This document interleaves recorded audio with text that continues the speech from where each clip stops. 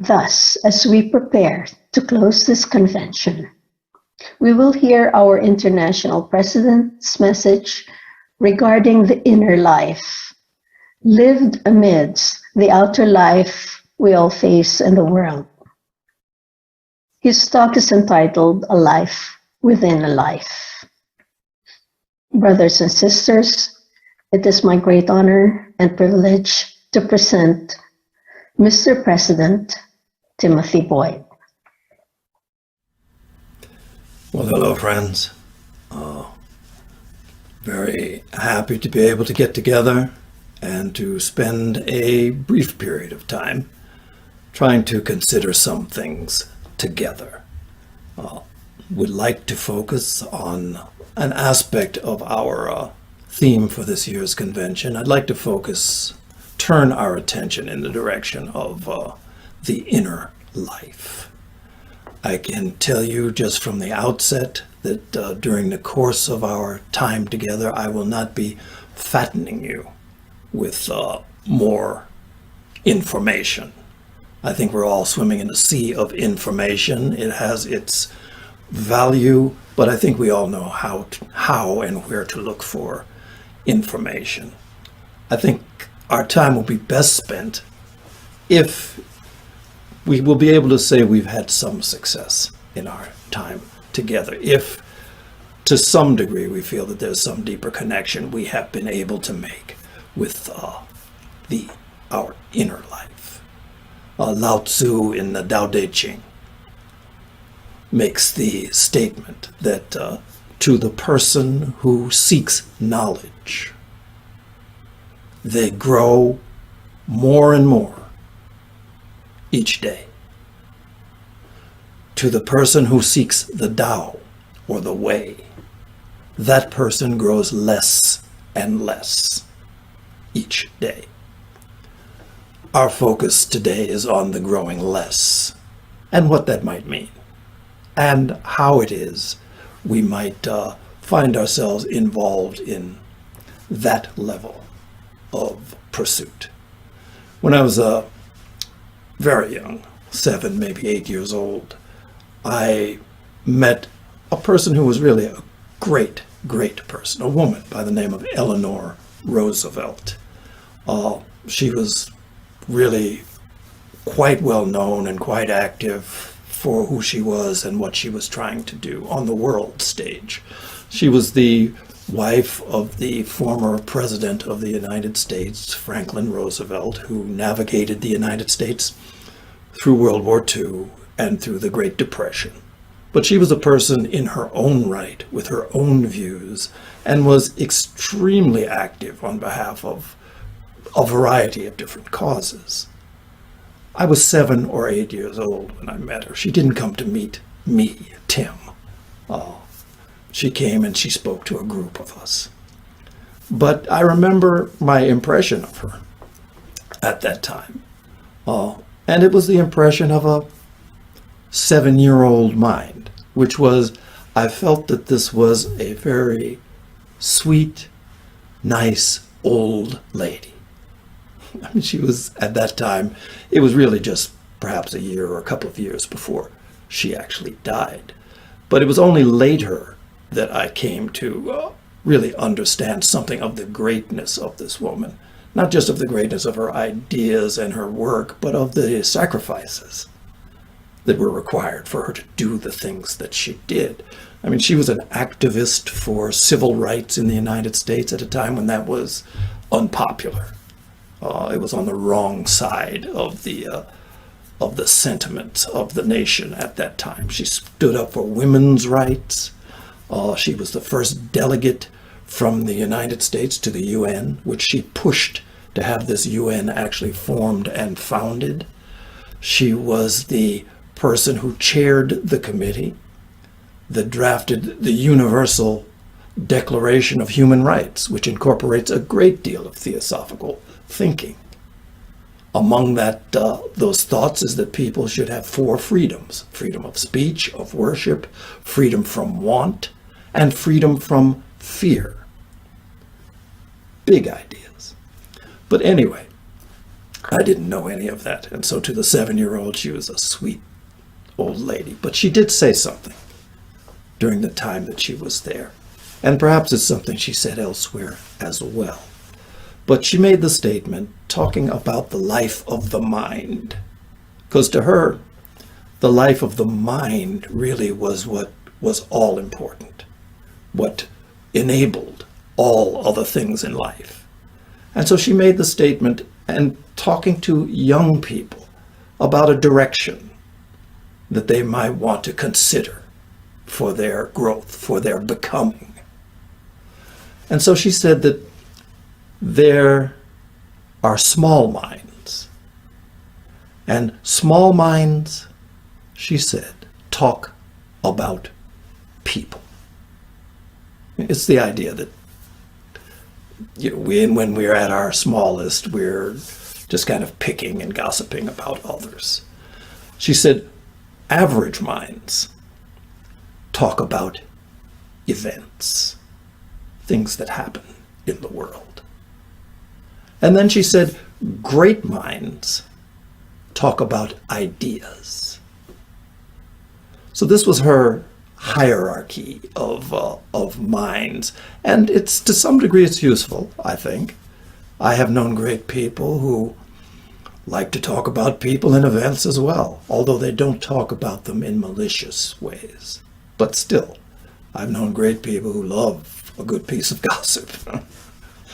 But anyway, during our time together, I think I would like for us to take a different approach. Not limited to ideas, certainly not to people or to events.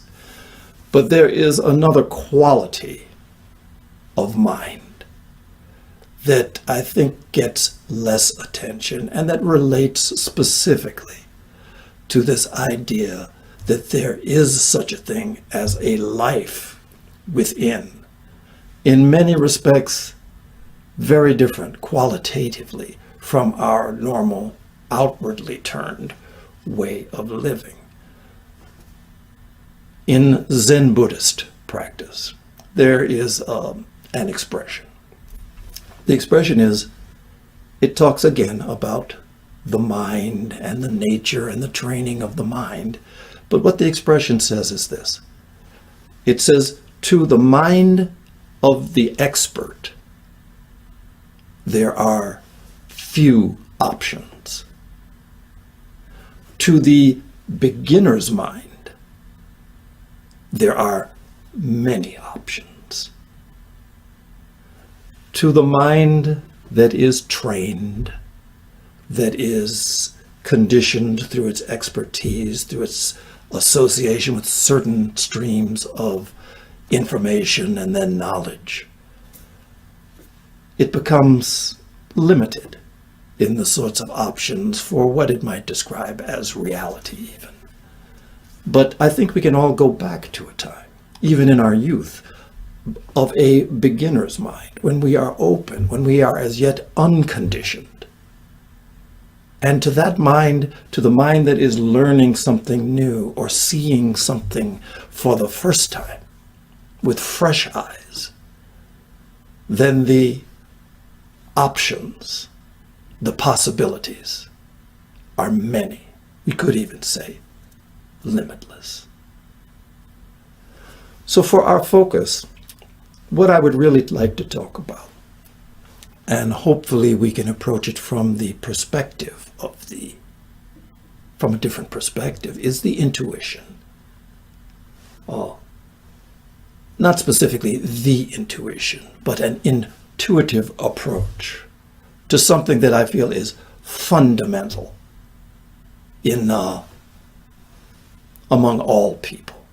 There is a universally shared intuition. It's not a theory per se. It's not something that has the stamp of scientific proof, but it is a universally shared deep knowing that each of us, we are a part of something more, something greater. We could call it a greater life. And that's something you can't take away from, whether it is proven scientifically or not. An inner life is something that is undeniable. All of us think. All of us feel. We see. We hear. But we hear and see and feel at different levels and in different ways to different degrees. I mean, that's just something in a family. You have, brothers, sisters, each one is seeing the world from a different perspective and responding accordingly. For some, the balance of their attention, the things that they are looking at and seeing, is rooted in the world of taste, of touch, in the material world. That is the focus. That's the place where people feel at home and make their home. But then there are others who live somehow in a different world. The old expression of hear the beat of a different drummer and march to that. A different world, parallel, but a different sort of sensed experience. I mean, the whole idea of what is described as clairvoyance. And again, during the course of my life, I've known some people who have been deeply clairvoyant, which is not the same as saying that they are infallible or 100% accurate. No more so than you would say that someone looking at something is infallible and saw every aspect of it. But clairvoyance literally means clear seeing. People who see much as we do, but at a different level, in a slightly different dimension. We use the same language when we talk about the inner life. Same language we use to speak about a dream. Each of us dreams, whether we remember the dreams regularly or not. We close our eyes. Our consciousness retreats from its involvement in the day-to-day world, the world of the material and the senses, and we dream. And in those dreams, there is an unquestioned sense of their reality. Even there's some people who even have the habit of what is described as lucid dreaming, which is to say that they're fully awake and aware in the dream that it is a dream, and yet still participate in the unfolding story and activities that go on in this other reality. But we use the same language to describe a dream as we do when we go on a trip to the grocery store. Probably, if we were to look at it, for those people who find value in the spiritual traditions of the world, each of them has scriptures. And those scriptures use the same language we use in talking about day-to-day things to try to describe things that are so far beyond our current perception that you would think there would be no possible connection. I mean, often I'm very fond of stories from various spiritual traditions. I think it's a way of connecting us to a deeper wisdom that's unavailable in recounting of information or sharing of knowledge.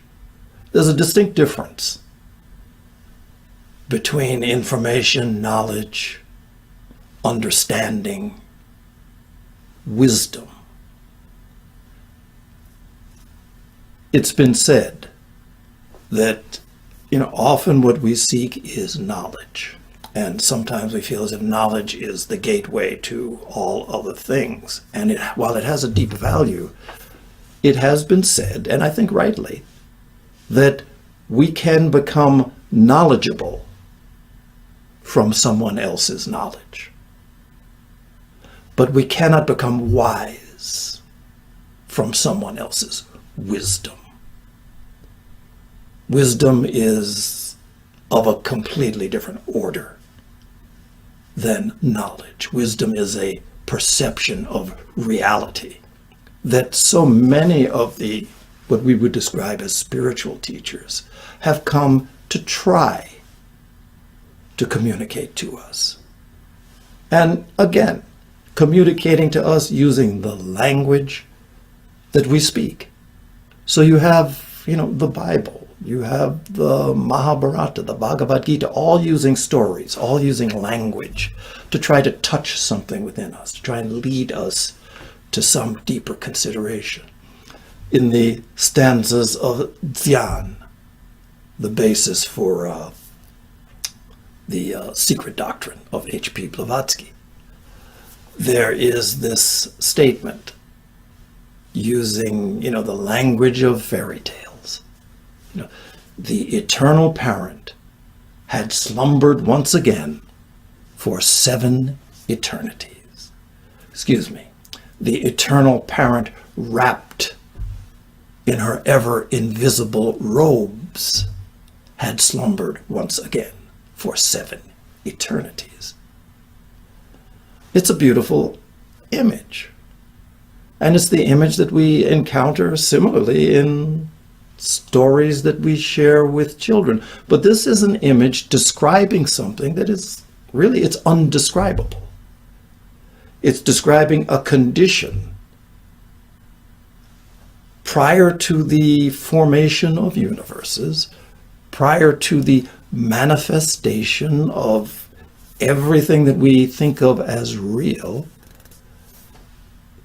The eternal parent, asleep, wrapped in the robes that would ultimately become the material of these future universes. But it's a language that is used to describe something that is deeply, deeply interior. Interior to the point of not even being in existence as yet. So even though we all share aspects of both of these dimensions, of the inner, of the outer, we find that our effectiveness in speaking across this divide is challenging. The divide, where that divide is perhaps different for all different people. Where does the outer life become the inner life? There's a quote from H.P. Blavatsky, which I like, which speaks to this idea. And so, the question being, how is it perhaps that we all can see things so differently? Living in the same world, how is it that there are so many different points of view? And so she makes the statement that whatever plane our consciousness may be acting in, both we and the things belonging to that plane are, for that time, the only realities. If our mind is rooted in the world of matter and doing and things and jobs and the various things that we are faced with, while that is our focus, and that is the plane of consciousness in which we are active, that's what's real. Close your eyes, go to sleep, live in a dream, that's what's real. And also, there is the possibility, and this is what is spoken of in the spiritual traditions of the world, of through our own efforts, through our intention of shifting the gravity of our center to other planes of consciousness, to more interior. The idea of practice for most is not that we remove ourselves from the world, is not that we separate, because really that's not the thing that is a possibility for the vast majority of people in the world. But the idea that it is in fact possible to create a space that can become constant, that is constantly untroubled, and therefore open to a deeper level of consciousness, to an intuitive approach to being. There's the example in nature of the hurricane. Wherever there's a hurricane, wherever there is a cyclone, it is a huge organized pattern of weather, but it spins, and at its center, there's always what's called the eye of the storm. Although all around it, everything is in motion. In the case of the hurricanes and tornadoes, it's something that to a human point of view, it's also quite destructive, the activities.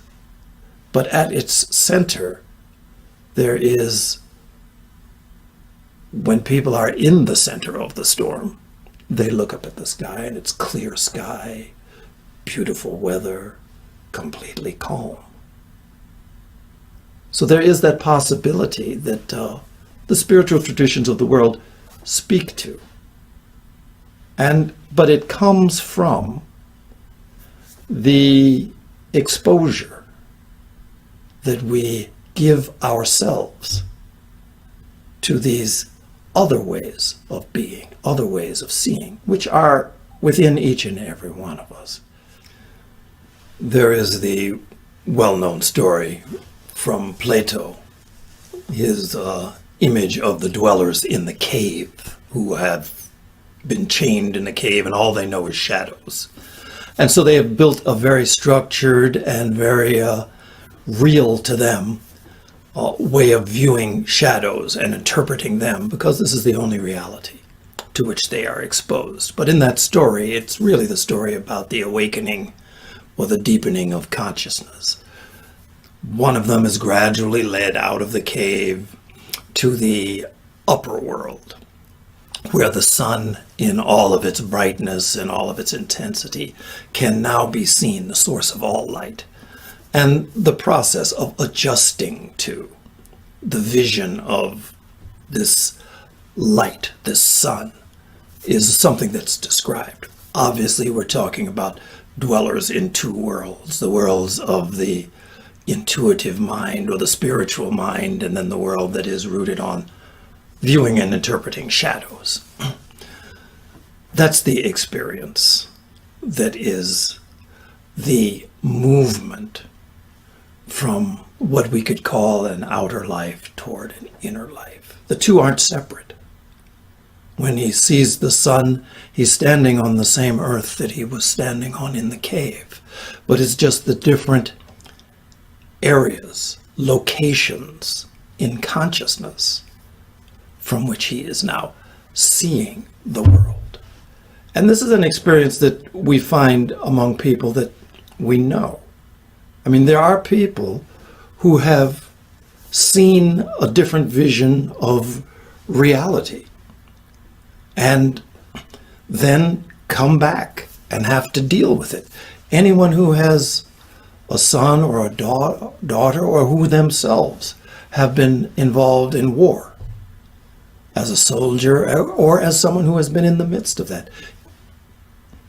The war ends, but that person has seen something that changes them.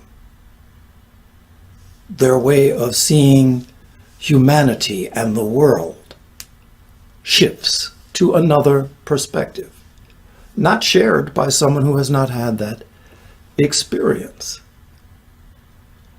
You have people who become parents for the first time. And the world pre-parenthood and post-parenthood is a very different, there are different demands that are placed on your way of seeing and behaving in the world. And to go back to another way, unless you choose just to throw it all behind you anyway, to go back to another way of seeing, once you've seen, you can't unsee. The best you can do is try to deny through distraction. There are people, I have known a number of people who have had what are described as near-death experiences, in which, from a medical point of view, the body has died.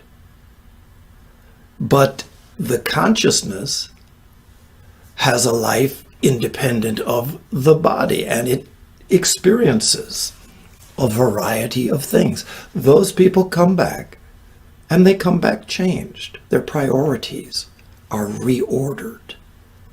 In the Theosophical tradition, we think in terms of this, and other spiritual traditions as well. There's the idea of initiation, that there are profound spiritual experiences of a deepening nature, where one becomes exposed and certainly for a time lives within a different dimension of being, a deeper dimension, a different reality, shared but unseen. But always, in all of these cases, there is an exposure to a wisdom or a knowledge. There is the absorption to some degree, and then there is the return. You can walk up the mountain, but you have to come back down. There is the expression, after the ecstasy come the dishes. The dishes that you have to wash and all the household chores. It doesn't just go away. So how do we bridge those? How do we bring them together? Always for people who have had these other levels of experience, there is great difficulty in trying to communicate it with others. There's the need to communicate, but there is difficulty for one who has not seen to be able to speak in ways where it can be received and understood. This is just the nature of consciousness. Really, we are all at various different stages of our unfoldment, and we are here in this world together. So the process for many who have seen something deeper, in terms of the unity, the undivided nature of life, and the informing power of, in Plato's example of the sun, of the shared spiritual dimension that gives and brings all life. For those who have seen something more deeply, or seen something of a different sort of reality from the one we have become accustomed to, if fear does not arise, preventing us from delving into it more deeply, the main fear being that for some there might be the sense that what we have seen will not be acceptable to those around us, the place where we live, our normal life. Krishnamurti made the statement that it is no sign of health to be well adjusted to a profoundly sick society. Although we're not in this case necessarily talking about a society that is profoundly sick, it is no sign of health to deny the reality of something that has been a deeper level of our own experience. And everybody has had access to this dimension at some point At different phases in life, we find ourselves asking perhaps different questions. But there is no one who has not at some point, probably early in life, felt that there was something more, felt that there was some deeper dimension that needed to be explored, that was present but somehow unavailable. Ask the question, who am I? What am I here for? These are questions we all ask. But if that fear is not something that prevents us from moving more deeply into it, then out of this, very often people will develop some sort of approach to remaining in connection and deepening a connection to this inner life, inner world. Very often what we speak of in terms of study is one of the means for deepening this connection. We connect ourselves to an ever-expanding ladder of thought, we could say. We utilize the mind at that level by moving it to consider things that are perhaps beyond its reach, abstractions. And in that way, we move to the limits of mentality and again allow ourselves the opportunity of taking that next step into this world of intuitive insight, into this world of unconscious knowledge, we could say, of a perception of an undivided reality, which is the nature of intuition. As part of this approach or this practice that develops, we find the need to work to create and maintain that I in the center of the storm, that still space, so that in that space we cultivate and we experiment with quiet and with all of the benefits that can come from stilling the mind and allowing its contents to settle. The possibility of going from quiet to ever deepening states of stillness and ultimately even of silence, where all of the clamoring of the various levels of mind and senses become quieted, where even all thoughts, all connections to the ever-demanding self, that too drops away, even if momentarily. So we attempt that on a regular basis to become quiet, ever more quiet. And ultimately, as part of this practice, there is the necessity for it to flow. It's not just a stagnant pond that we're trying to accumulate. There is the idea that everything must flow. And so for many people, the practice of service to others, conscious, compassionate activity, becomes an outlet as well as a tool in deepening our connections. So these are things that we consider for those who have seen. And all of us, regardless of our field of work or our involvement in the world, have had exposure to this inner life. And to some degree, we crave it. There is the idea, I find myself repeating this quite frequently, because I find it really a very basic principle. It is an idea from the field of nutrition, that you are what you eat, that what you feed your body is what determines its condition. There is genetics, but then there's also how you deal with those genetics. So if you eat junk food, you have no reason to expect vibrant health. There are a lot of conditions that come along with that. If you eat quality food, you have the expectation that whatever sorts of even genetic disadvantages one might have, that it can, in fact, limit and suppress those and lead to some sort of vibrancy. We all have dull spots in our makeup, but we try to behave in ways that will magnify the qualities that are beneficial and limit the ones that are not. So you are what you eat. So we take on qualities of not just the physical foods, but part of our nutrition involves the things that we feed our eyes. What is it that we look upon? Is our world and our place disordered? Is it something that doesn't speak to beauty? These are things that we feed ourselves.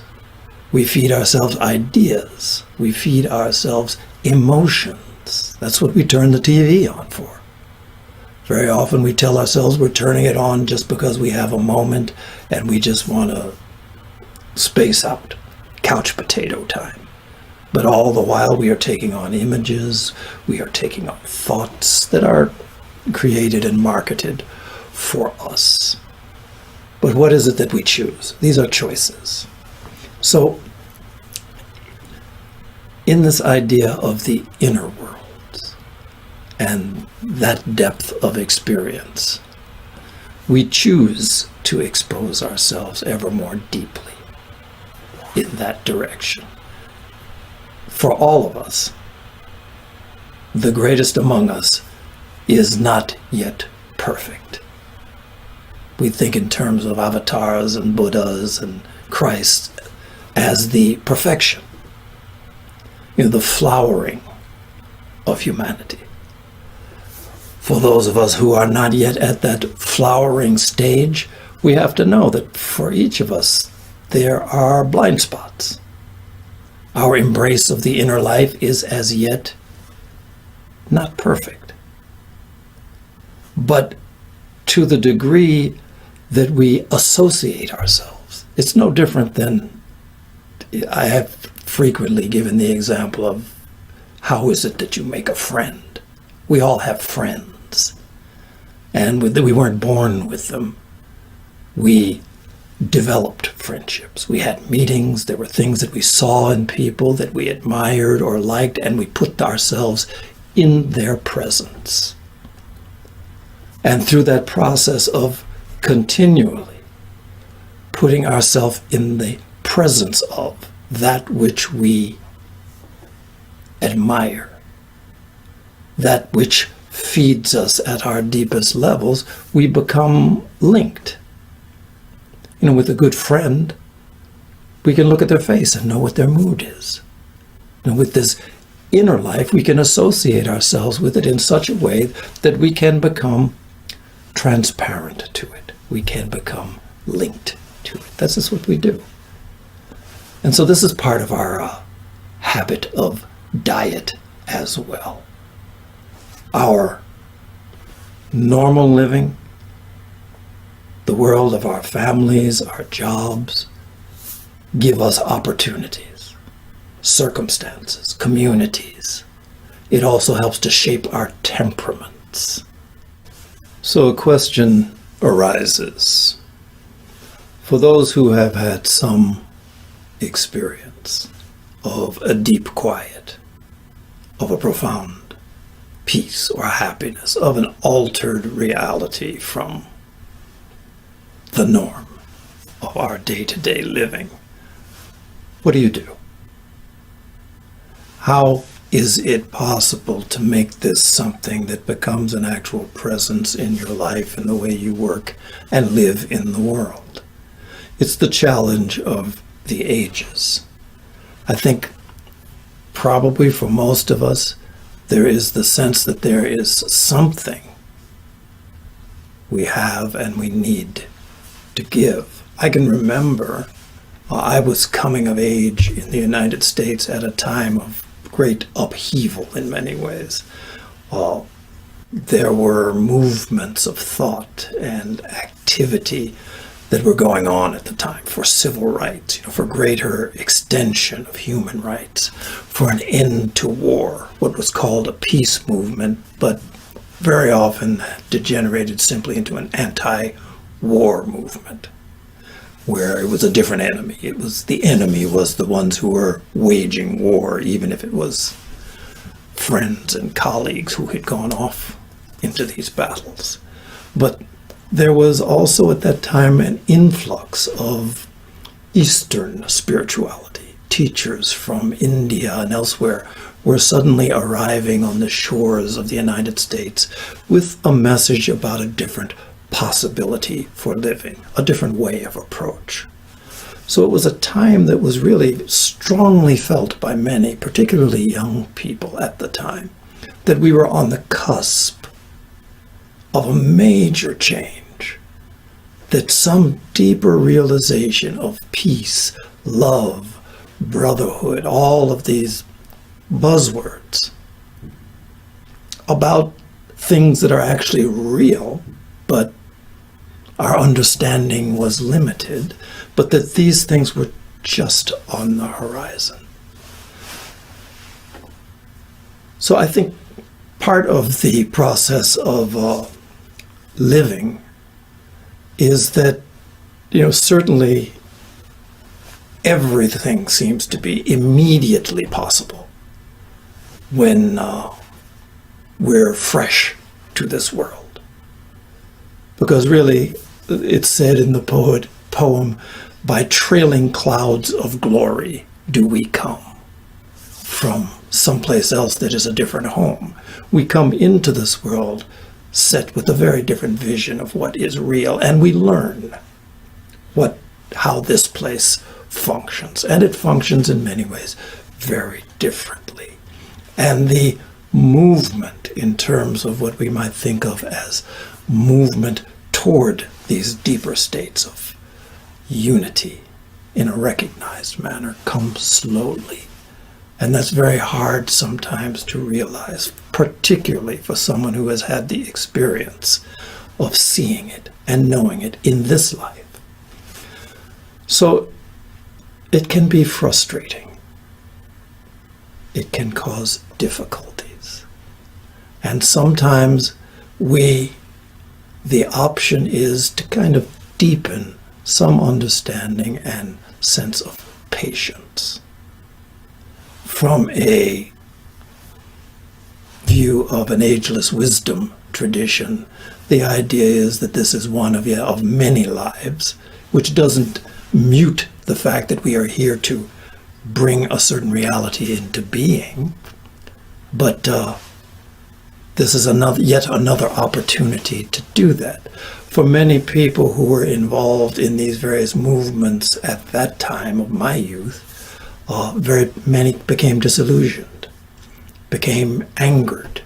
For some, they felt that because these things were not coming quick enough, they needed to resort to the means of this world, so violence and its various sorts of forms to try to get things moving. Anger, expressed through violence, was a direction. For others, there came a certain understanding that because these things do not appear immediately does not make them less real, and a deepened commitment to compassionate service, to finding those areas of life and in the world and of livelihood where service can be done to express this unity that has yet to be realized in a global or among many people.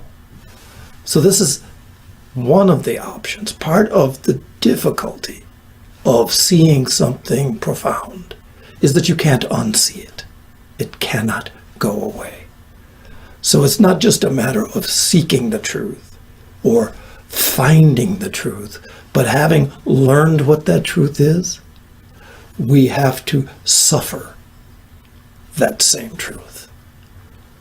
Suffering in the sense that in this world, There are some few people who have a genuine attraction to this kind of journey of, we could say, of unfoldment, who feel that it is something sufficiently worthy of effort to develop an ongoing, ever-deepening practice, a movement toward an understanding, toward a realization that then can be communicated into the world. Not everybody is or can be drawn in that direction. And it's not a matter of persuasion in the sense of the words that we say. What is real, once again, to anyone is the plane of consciousness in which they are functioning. That's the reality. To the degree that that can be shifted, that reality shifts with it. But I think there are things that are consistent. There is this sense of an exterior and an interior, an exoteric and an esoteric, an outer and an inner, that is the dual nature of an undivided existence is what we are up against from day to day. But I think in this process, there is no one who does not respond to kindness, to truthfulness, to friendship, to non-judgment. The response may not be immediate, for sure. But these are the qualities in the stories that you hear, like the fairy tales where people wander into the, become lost in the deep woods, and they find their way out by following a trail, in some stories, of breadcrumbs that were dropped. These are the crumbs that are indications of a deeper possibility. That it is our part to build into the fabric of the way in which we live a life. Kindness, there is no cost. Truthfulness, there is no cost. The cultivation of a sense of compassion is cost-free. In this brief time that we have here, I mean, my mother is 103 years old, which is living quite a long time by the current standard in the world. But even that is a short time. We would hope that during the brief moment that we are here, that we would use that time well, so that it might be something that would be a benefit to others. And from the perspective of a person for whom the inner life is of value, a life lived in such a way that it can be an indication, a finger at least, pointing toward a deeper possibility. And that's a life that would be successful. Everyone, regardless of education, finance, regardless of all of the different sorts of ways that we have developed to divide and separate ourselves, everyone is here for something. And though it may be unclear to many, and for some who, even if there is a sense that there is a deeper something there, our vision of that something sometimes is not completely clear. But even if a person's vision is as simple as, I am here to be happy, which is the universal wish of every single person. We create countless ways to make unhappiness for ourselves and others in our often misguided sense of what happiness is. But we're here to be happy. And the deepest experiences of happiness are the ones which move us the most. Along with these deep senses, it seems there is a sense of peace. There is a sense of not being divided from others. There's a sense that this self that we cultivate and that everything is geared toward is not the important be-all, end-all that we have established it to be. Nothing of what we do, nothing of what we say occurs in isolation. So, for each of us, there is an inner knowing and intuition of our universality, of our link to a greater, even all-encompassing life within which we participate. There is that common sense among all of us. It's something that encounters difficulties because for each of us there are degrees to which we have actual experience of what that might mean, where we have seen it either through moments of deep happiness or through moments of deep stillness. For many, there is an awareness of a reality that seems in many ways to conflict with the way we live our lives in a normal way. Again, from Krishnamurti, the idea that there is such thing as a profoundly sick or distorted society, that these visions of reality do not accord with. So what do? There is the idea that we have shared of the requirement for a certain patience, although we are continually moving with a focus on a deeper possibility. The world around us does not necessarily move at that speed, but it does not hamper. It cannot be allowed to hamper our coming together with others who share this vision and our efforts to alleviate some of the self-induced suffering that we see in the world. So that's the activity we find ourselves engaged in, whether it's within a theosophical society where the view is that there is the possibility of forming a nucleus of a universal brotherhood of humanity, a universal kinship of the human family, or whether it's in other fields, religion, science. All of these are avenues through which this understanding of a shared world, that world can be described at ever deepening depths, but a shared world is a beginning point for all of us. There is this continuing work that needs to be done. Will this happen today?